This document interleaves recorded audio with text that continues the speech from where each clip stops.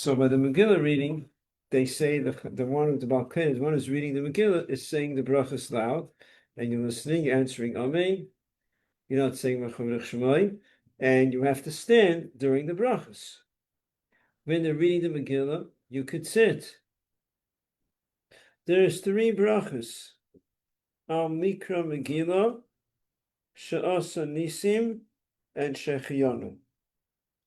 First one is Mikra Megillah, reading the Megillah. The other one is She'asa Nisim Lavisenu. They did miracles. Third one is Shechianu, because every time there's like a new Yom Tov, a mitzvah that comes on occasion, we say the bracha Shechianu, and we actually say the bracha Shechianu also during the day, not only at night. Many Chabad is, because that's what Tzemach Tzedek says, that we say Shechianu even during the day. Now, when someone is reading the Megillah for women, just for women, and he already heard the Megillah, then he will not say the bracha al Mikra Megillah. So instead of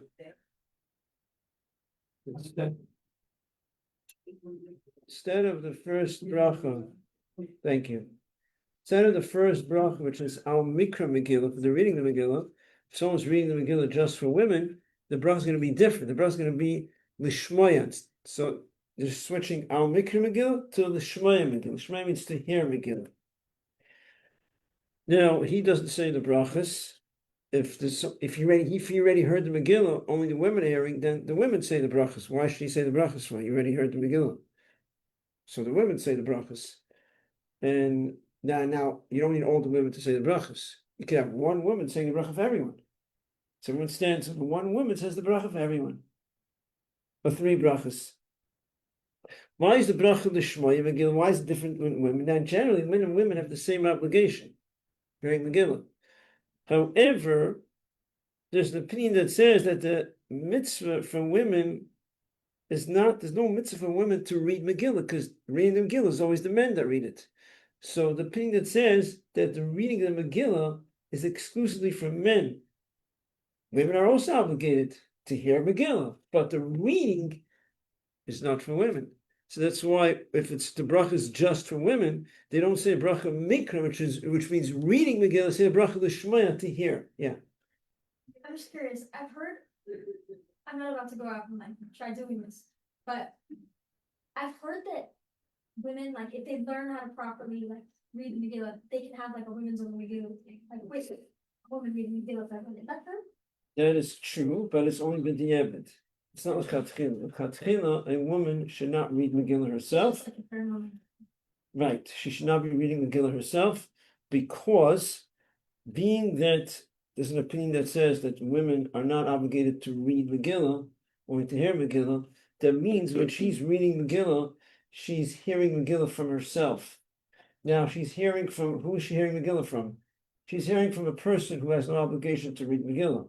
Now, could a minor read Megillah? No, can't be a minor, because he has no obligation. You have to hear from someone who's obligated. So if you're reading the Megillah, you're hearing Megillah from whom? You're hearing Megillah from a woman, herself, who has no obligation to read Megillah. So that's why to read Megillah yourself is only b'diavad. If you have no other option, that there's no other option, fine. But the l'chatchila not. Now, when you hear the brachas for the Megillah in the morning, you have to have kavanah, you have to have an intention. When the Balkeda says the 3rd bracha, Shechianu, you should have intention for all the mitzvahs of Purim. So we're saying Shechianu because reading the Megillah once a year. So we say Shechianu. Okay, why we do it during the day also? Tzemach Tzedek speaks about it, not going into it. But the bracha Shechianu is not only for the reading the Megillah, it's also for the day of Purim. It's also for the other mitzvahs that we have on Purim, which we're going to speak about, Shalach Manis, Matanis Levyenim. So when we say Shechianu, you want to have intention for all the mitzvah Purim, for Megillah, for Sudas Purim, the Mila Purim, Shalach Manis, Matanis Levyenim. Now you're not saying Shechianu. The Balked is saying Shechianu. You're listening. Fine. So he's gonna have kavanah, he's gonna have intention when he says shechianu to include you with all those mitzvahs, and you also have to have kavanah. Both you have to have intention also. Then when you're hearing shechianu, it's also for all the other mitzvahs of Purim. That's during the day. Shalach manis. So in the Megillah it says, "Umishleach manis ish l'yayu, umatanis l'yayu." There's the pasuk Mishleach.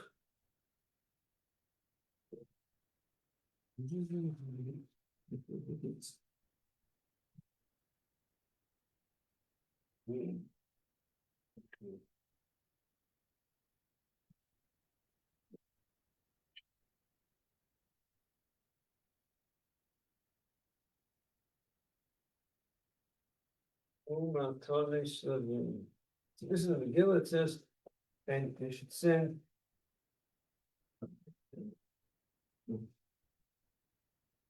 Mishleach to send manis as portions of food. One is a portion. One is proof. One is portions. Ish, a man, doesn't have command. It means anyone, men and women. Ish, a man related to his friend. Matanis and gifts, plural, they're given to poor people. This is written towards the end of the Megillah. So it's a mitzvah Purim for every man and woman to send shalach manis, which ish, but it's singular. Ish with a yem, it's singular. So you only have to send shalach manis to one person. And gifts to the poor, you send to two people because it's plural. Umatonis, one of yoyim. So that's why matonis of yoyim you give to two poor people. So the mitzvah shalach manis is what? You have to send 2 portions of food to a person. Now, a man should not send to a woman does not send to a man, unless he's sending to a family. It's proper to send through a shliach. There's an opinion that says you do it through a shliach. They could have said through a shloyach to send. So one opinion says it should be through a messenger. You can also deliver it yourself, and then you give it to anyone who's standing by the door and say, someone who's not that person, and tell them, could you please give it to that person? But if you do it the regular way, you also yates it, but it's best to do it that way. At least one of them should be that way. And The two, sorry, and the person needs to receive it on the day, right? But yes, on the it day should be of Purim. received on the day of Purim. And if you deliver shalach manis and they're not there, and because they went away for Purim, some people don't like the whole. It's too overwhelming, so they just leave. Huh? People trying to deliver something. Right. It's too much, yeah. So you just leave the shalach manis there. It's questionable if you fulfill your obligation because they haven't received it on Purim. The whole idea is to bring friendship. Now, if they didn't receive it, so it's questionable if you could fulfill the obligation. So if you're saying to many people anyway, it's a big deal. So but if you think you're doing the mitzvah by dropping off shalach manis and they're not there, it's very questionable if you fulfill the obligation. Now, it should be 2 different types of food. So let's say if you're sending 2 types of meat and one is roasted, one is fried, it's questionable. It's considered 2 types of food. So you don't do that. You make sure it's actually 2 different types of food. When the Rebbe sent shalach manis, he would send a food and a drink. Because I guess connected to Suda. You need a Suda, you're eating a drink. But halachically, it's not required. If you want to do that, we think drink, but halach, it's 2 types of foods. Many people think that it's 2 different brachas. They'll say 2 different brachas. It's not about 2 different brachas. By default, it ends up being 2 different brachas usually, but it's 2 different foods. You're sending a piece of cake and you're sending cookies, it's 2 types of food. It's not the same food. It's very different. Now, you should make sure it's the size. It's for after bracha. In other words, I once saw a shalach manis, huge, nice cake, and then on top they put a very thin bottle of mashke. You know, those very thin bottles, like 2 ounces. It's less than an amount to say an after bracha. Can't say you're not yaitze, but it's it's not lechatchila. Or sometimes they put like a chocolate coin on top, something small. It's nice. The shop now. It is a nice shalach manos, because nice cake, and on top they put a tiny little candy. It looks cute, but it doesn't have the mount, so it's questionable if you did the mitzvah. So you want to make sure that it has the mount. I saw something interesting that again, and what I'm saying now is not like obligation, but some say it's a good thing that when you're selling shalach manos, send something that's not the regular, something that's standard. The person could enter the store could buy it himself. It doesn't need you. You know, it should be something that's special. But you know, I mean, you don't have to worry about it. It's like when you start baking. You know, I'm just saying it's brought down. That's considered more chashuv. They send him something that's something that's, you know what I mean. But that's already. It's like an extra level. You don't have to. I'm not putting it on you. Just putting it there. You know, you have it. If you want to do something nicer. So shaf manos can't be meant to women to men, but matanos l'vyanim could be, should be. Because we give to everyone, men to women to men. Okay, so matanos l'vyanim, gifts to the poor.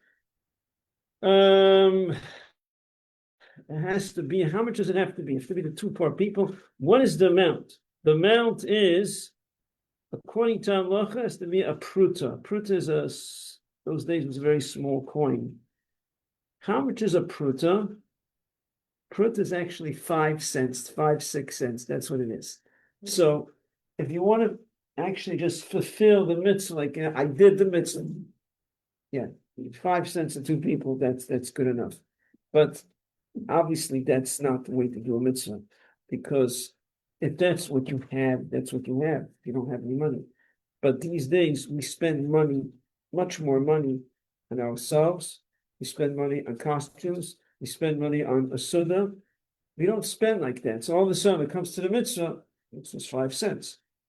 You know, it's not proper. So Atanas L'Vyanim should be the emphasis of Purim. Atanas L'Vyanim is the most important mitzvah of Purim.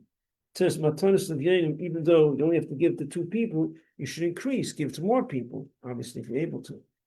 Even Shalach Manas, it says you should not just give to one person, it's proper to increase. But Matanas L'Vyanim is even more important, to increase as much as possible, according to what you could afford. Now, there are opinions that say that Matanas L'Vyanim, again, halachically 5 cents. But there are opinions that say, but it's not halacha, but in terms of proper, that comes right in. Some say it should be the amount of a meal. So give them the amount. Those days they would eat, the main part of the meal was bread, so you should give them bread, the value of about 5 ounces of bread. And then there's another opinion, and this opinion is used a lot by the organizations that collect money. And they say this is how you have to do it, but it's a good thing to do. It's not obligatory. They're going to say you have to give the amount of a meal. What is a meal these days? About approximately $10, whatever, less, whatever, approximately, give or take. It's about $10, yeah? So they're going to advertise, you know, give the amount of the meal. Okay, it's 5 cents, but proper is to give as much as you could, what you could afford. Now, there is something else in addition to the mitzvah of Tanis L'Vyanim, which is that whoever asks for tzedakah, you give him. So it's according to most opinions, it seems that it's like a separate clause. It's not part of the gifts to the poor. It says whoever asks, you give him. All year round, you don't just give anyone. You don't have to give every person. If you feel that this person, I don't think he looks like, doesn't look real, you know, you don't have to give. But Purim, you give everyone. Now, what is the mitzvah of giving gifts to the poor? At least the 2 people. So you have to understand that you have a certain budget. Every person's budget is different. Let's say I'm spending $100 on a Tanis L'Vyanim. So the larger amount of money should go to the 2 legit poor people. or organizations. Organizations collecting for poor people, yeshivas, the same thing. And then you have, change, coins, dimes, whatever, that you just give because people come. The meaning is, it says in Shulchan Aruch, if you give everyone who asks.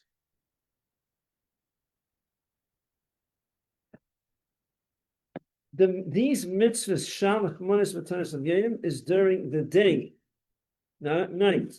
Of course, a poor person comes, you give him a night, but the mitzvah is fulfilled during the day. Then we have the Suda Purim, the meal of Purim. Yeah. For Montanus, like to give it to people, does that mean you should give it to organizations?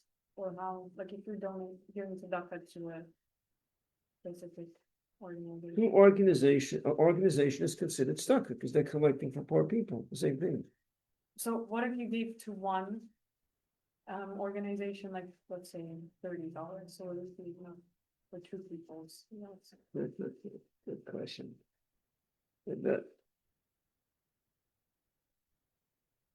No, it says to be two organizations. Besides that, now, if let's say you knew that they are taking the money and distributing it, it's a different story. Uh-huh. A very good point. If they're distributing it on Purim, okay, they're going to distribute it to poor people. But you give it to the organization. It's actually preferable that the money that you give should go to poor people on Purim. So even though giving to organization is 100% legit, but there's better. There's good and there's better. I know someone specifically who collects money for poor families and he gives it to them on Purim day. He goes on Purim, he stands a whole day. His name is Rabbi Osdoba. Lives in my building. And he gets up early in the morning, he goes to show him his Megillah. Then he has a quick Suda. Then a whole day he's collecting money, stands in the court of Montgomery and Kingston, the same there. And he's collecting money for poor families all day, and he gives it to them on Purim.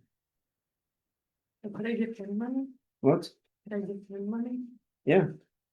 So if you give him and he gives it to a few poor families, it's good enough. It's probably it is, but what do you do? But it's not a big but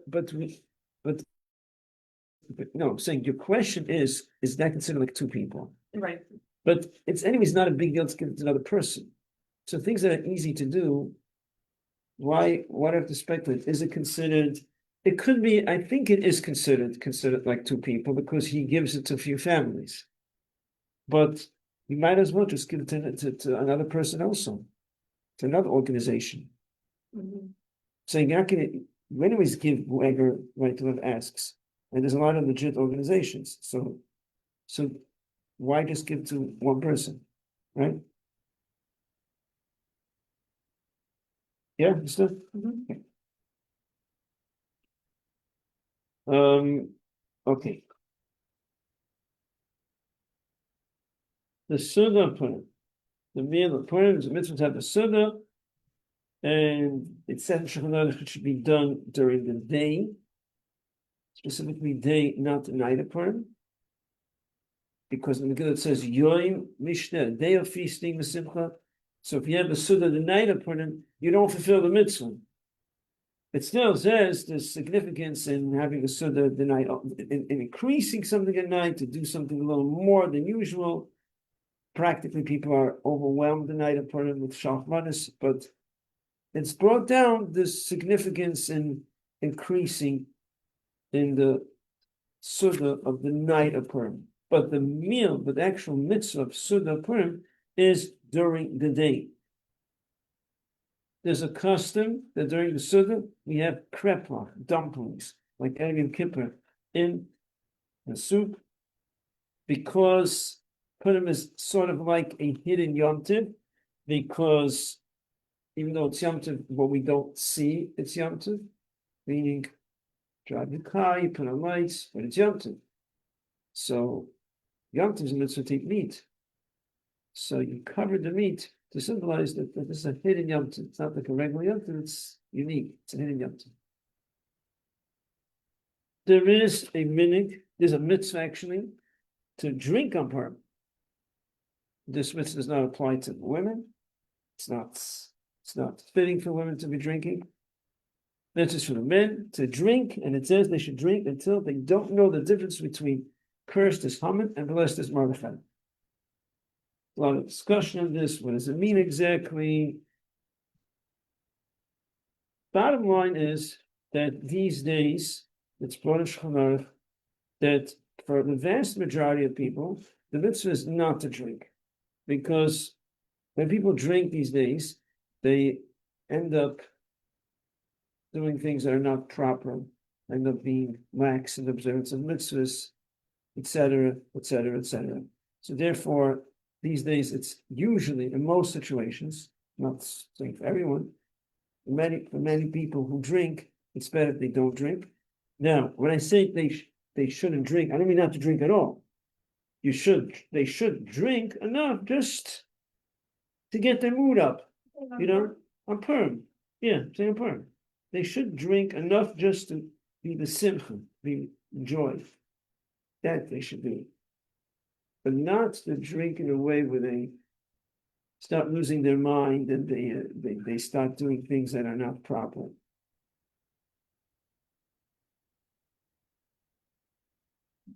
And actually, 1 year, Tafshin Yitzches,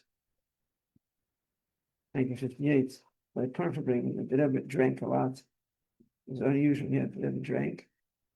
And there are recordings of the Sixth, and well, when a tzaddik drinks, it's very different. Well, when a person drinks, what happens? The essence comes out. What's really inside of it comes out.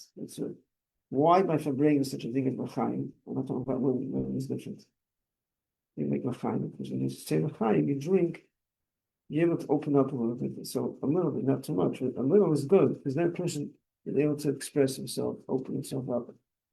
So someone who is full of bad inside, go to the extreme by going, when they drink, all the bad comes out. They want to do crazy stuff. It's when it's not the drinks, it never drank. So much light came out, and it was very different. But it was 1 year like that. Any case, there is a minhag to dress up on Purim. Oh, we spoke about Alanissim. We say Alanissim davening. I know we spoke about it in the last class. I don't have it marked down. You have to remember to include Alanissim, just like on Hanukkah.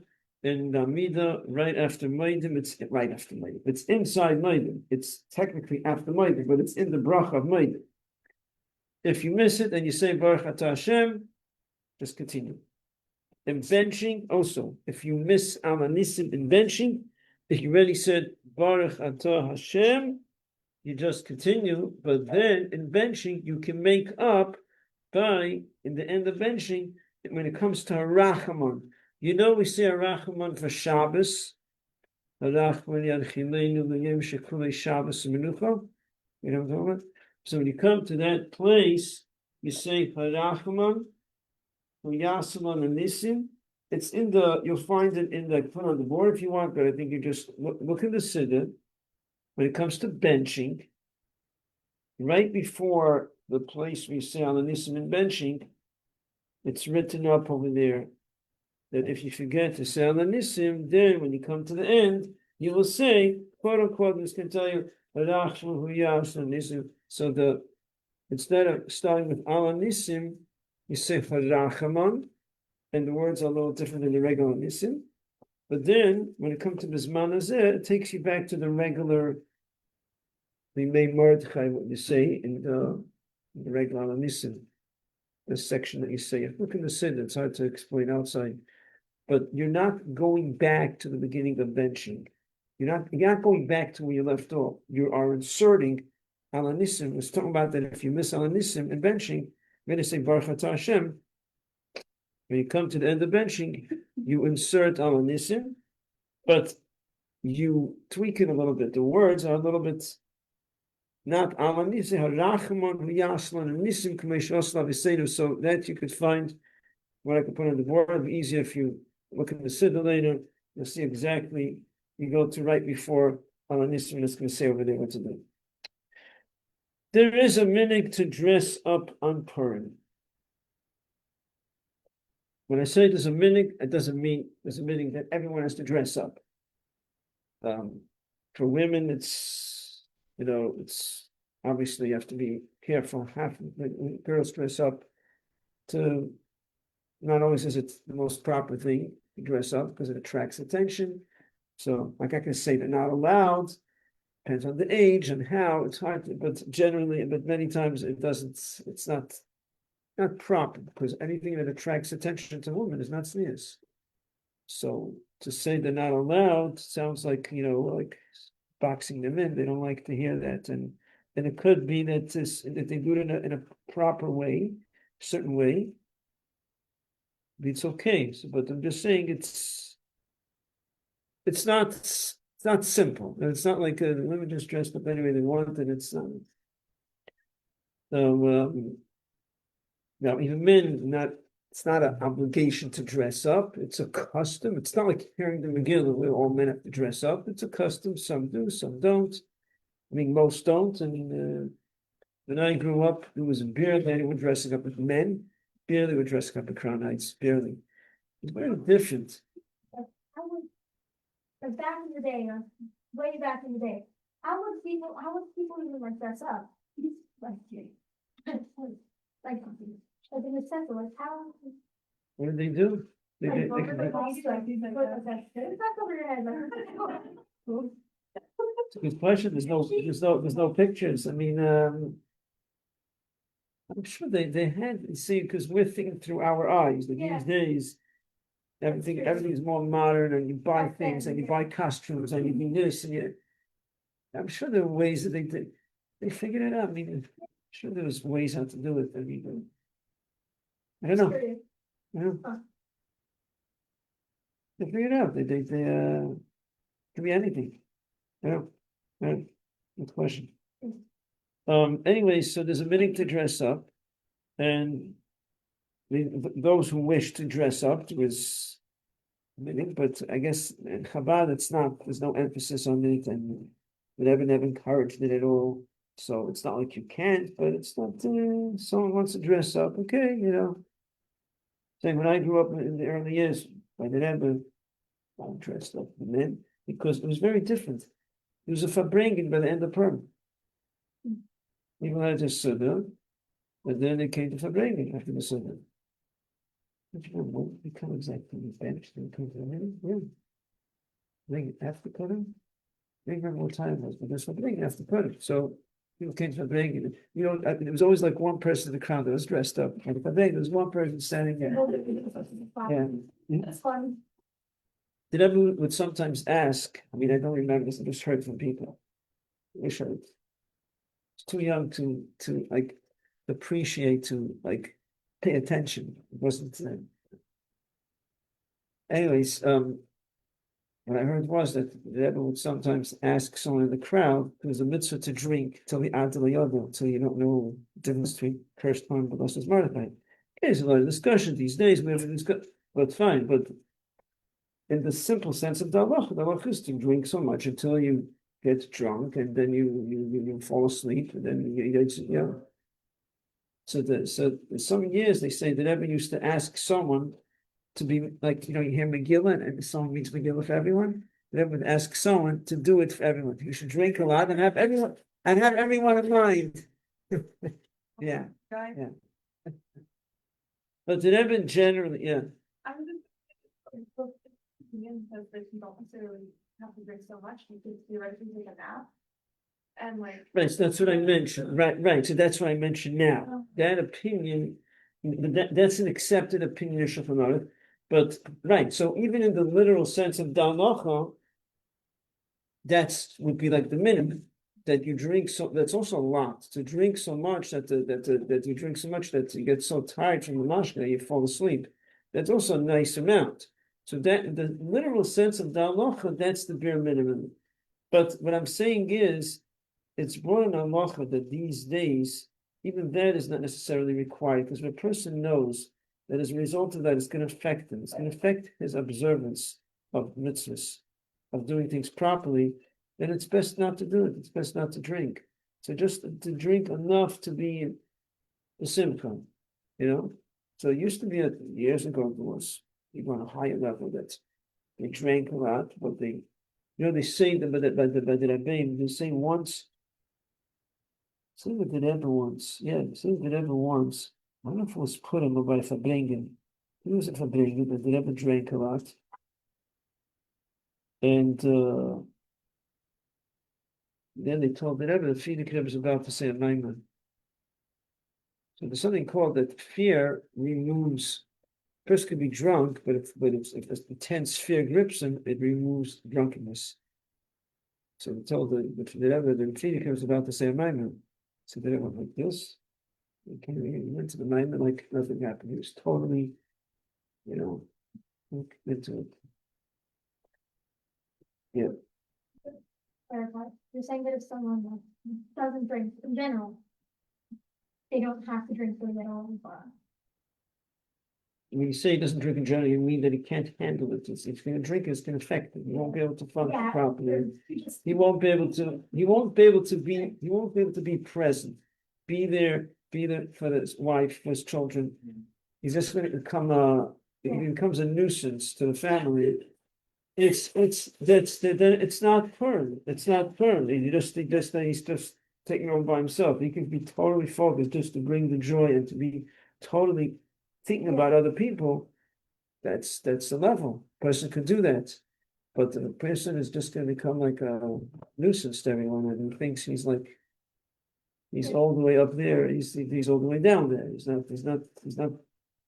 It's just the opposite. Not only he's not doing it, he's doing the opposite. Like they don't drink because they don't like where they could go, or they just don't. I don't know, like some people don't drink because they know how they're gonna begin. It's not. And some people don't like to drink because of the taste. Yeah. So what's the question? What trying to The thing about Purim, forgetting like it's like you shouldn't drink based on behavior. It's not gonna make you a simcha in general.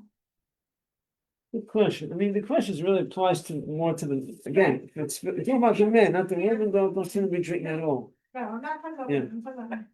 Right. So, because he doesn't like the taste of it. It's a good question. I mean, it has to be simcha, but he doesn't like it's a very rare situation that a person does not like the taste of because these days there's such a variety of wine and whiskey and vodka that you could find something that you like to taste.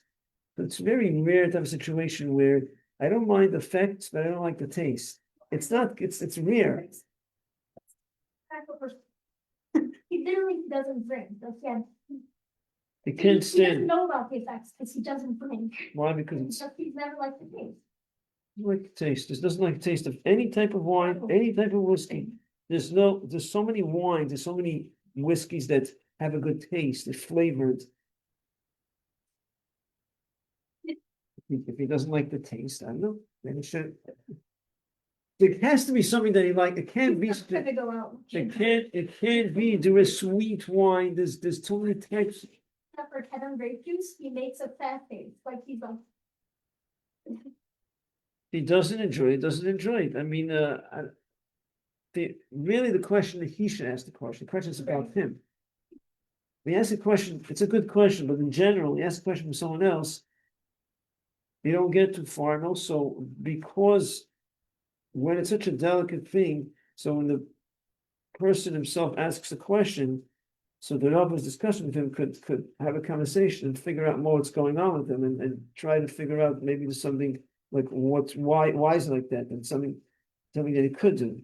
So I'm saying it's such a in this situation, what should be done technically? Well, technically the mitzvah is to drink. Right. He should drink.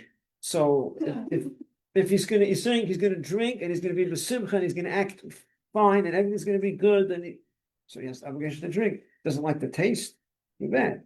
I mean, but if there's a mitzvah to drink, but what did I say? Yeah. What if you like is okay people want the after effect? Like he really knows that it's like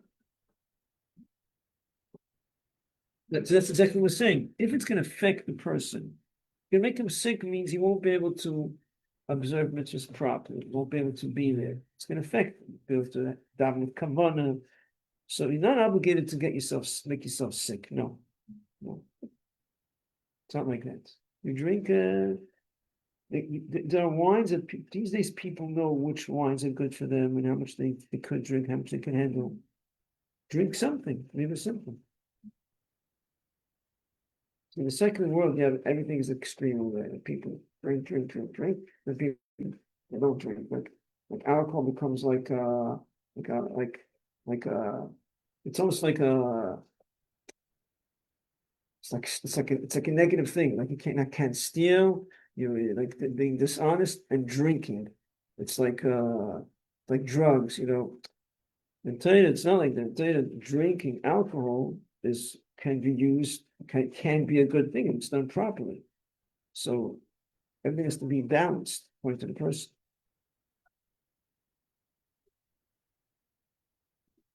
So we're saying there's a minhag to dress up on Purim, that some people dress up.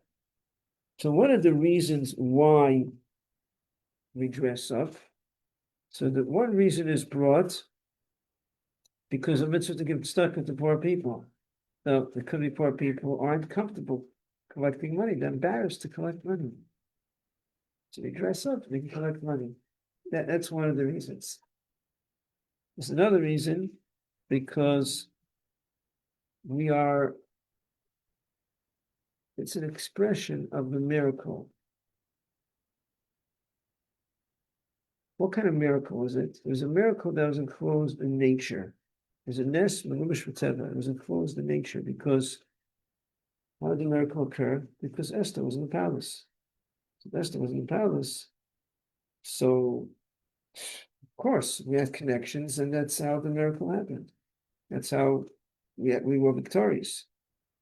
So it seems like it wasn't a miracle, superficially, but we know it was a miracle.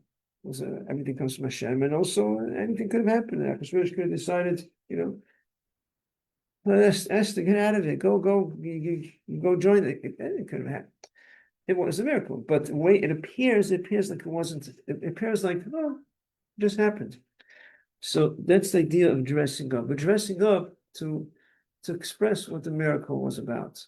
We're dressing up and we're showing, look, when we're dressing up, what do you see? You see a person that's dressed up. It's obvious to everyone that that's not what you are. You're just dressing up. That's what we're trying to say. Saying, whatever you see me, I look a certain way, that's not what it is. It looks like it wasn't a miracle. It was really, really a miracle. And then you have a reason that's brought because the entire Megillah is about dressing up. If you read through the Megillah, it's all about dressing up.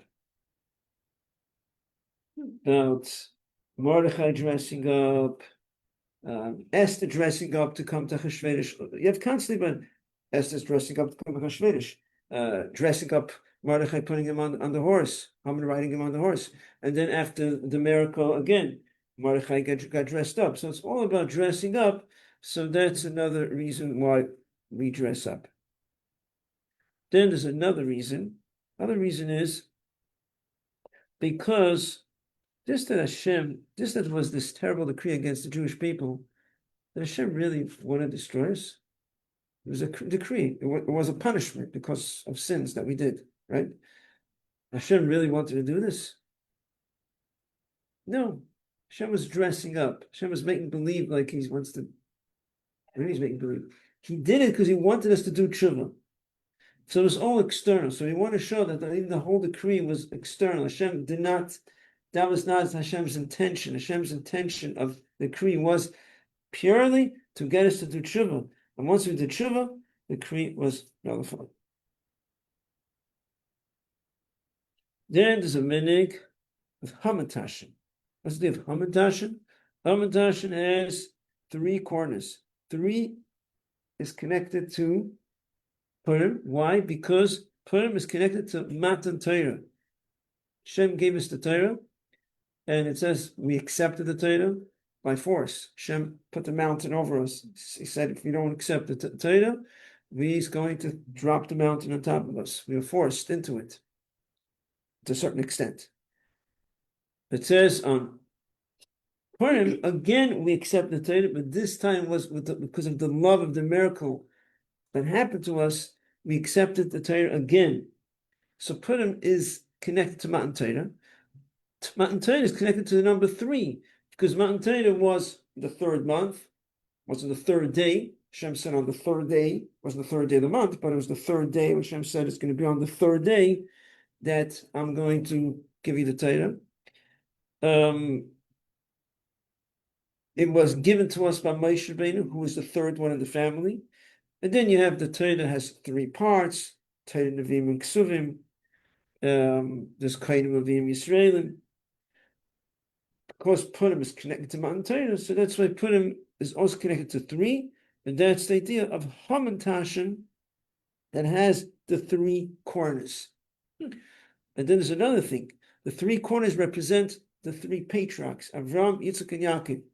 The Gemara says that Haman, when he came to the realization that the Jewish people have such a strong foundation, because we're rooted to the patriarchs, Avram, Yitzchak, and Yaakov, that weakened him.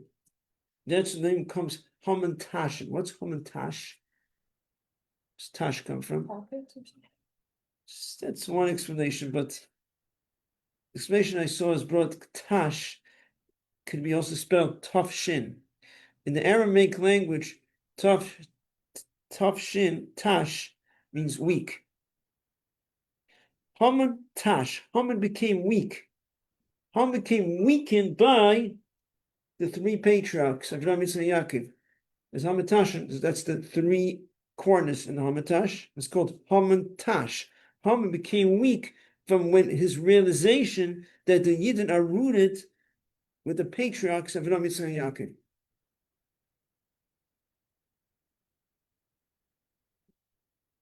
Okay, I think we covered everything.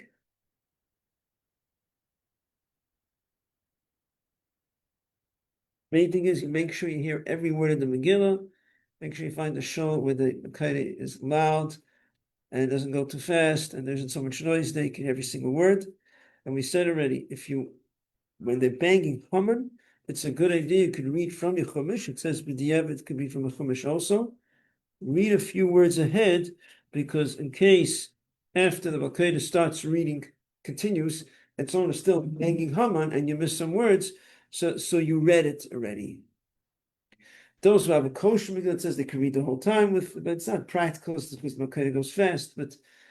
But a few words you can make up from your Megillah. In general, if you miss a few words, you can do that, but it's not usually practical because you have to keep up. The Makayre usually goes fast and it has to be in the correct order. So theoretically, if you miss a few words, you can quickly read it, but you have to catch up to the Makayre because you can't be hearing ahead and reading from before, making up. So it's not usually practical. But when they bang Haman, there's a break. Now you can make up, you could just read ahead a few words and finish the pasuk. Okay. Sheikhul Purim, everyone. Have this fast. Have this.